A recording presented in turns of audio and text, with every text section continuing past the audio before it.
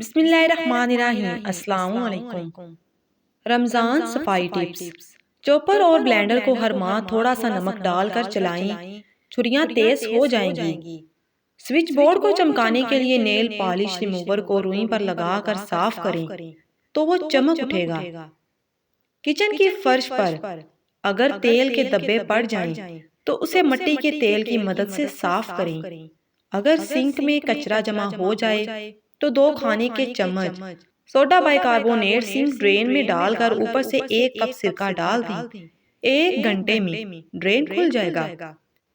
फर्श पर अगर पीले बदनुमा दाग पड़ जाएं तो पानी में सिरका और सरफ मिलाकर धोएं, फर्श जगमगा उठेगा। बासी डबल रोटी का एक टुकड़ा लेकर ऑयल लगाकर पेंटिंग के ऊपर फेरें, पेंटिंग चमक उठेगी। चमड़े के सैंडल मैले हो जाएं तो तारपीन के तेल से बिल्कुल साफ हो जाएंगे। लहसुन की बू हाथों से हटाने के लिए स्टील के चम्मच से रगड़कर हाथों को सादा पानी से धोएं।